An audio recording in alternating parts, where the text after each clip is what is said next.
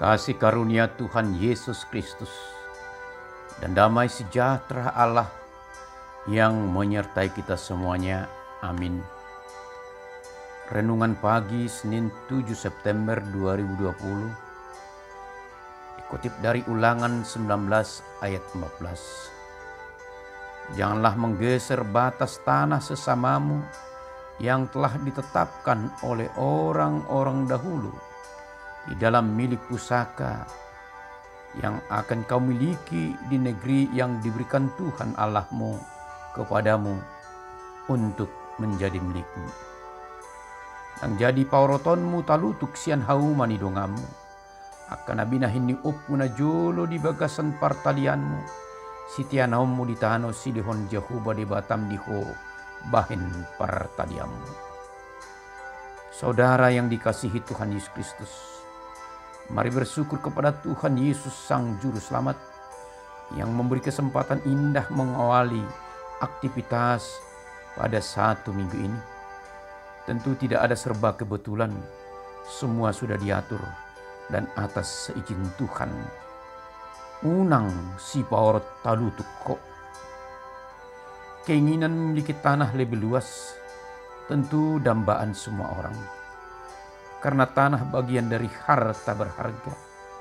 Tanah tidak hanya soal harga, tetapi juga soal martabat seorang, martabat kaum, dan martabat bangsa.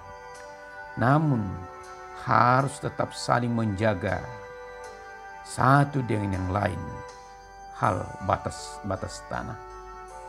Sehingga tidak terjadi caplok mencaplok lahan tetangga. Jika terjadi akan menimbulkan persoalan sengketa perbatasan.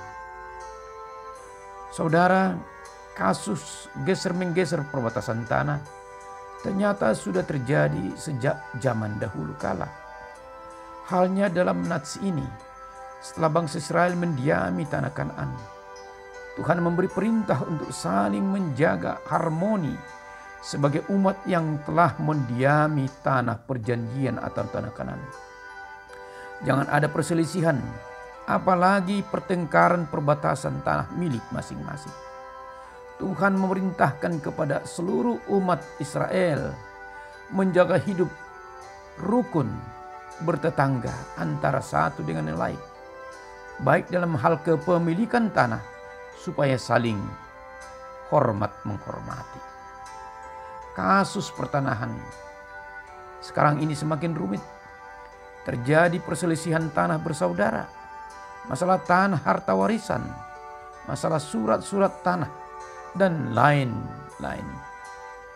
Melihat peliknya kasus tanah, ada satu lembaga khusus menangani pertanahan di negeri tercinta ini, yakni Badan Pertanahan Negara.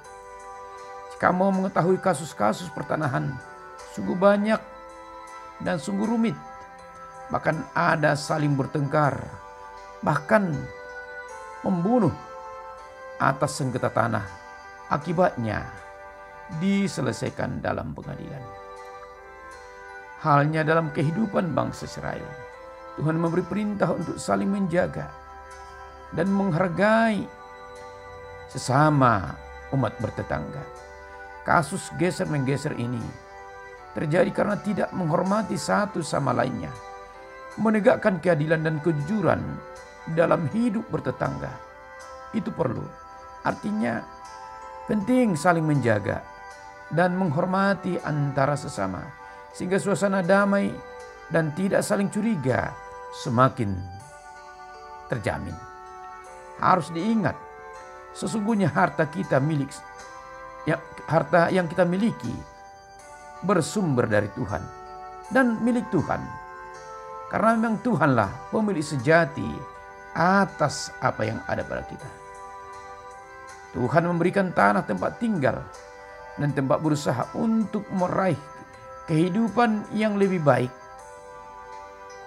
dengan usaha masing-masing. Bahkan hasil kerja sebagian harus berikan kepada saudara yang membutuhkan. Karena Tuhan memberkati kita supaya menjadi berkat bagi orang lain.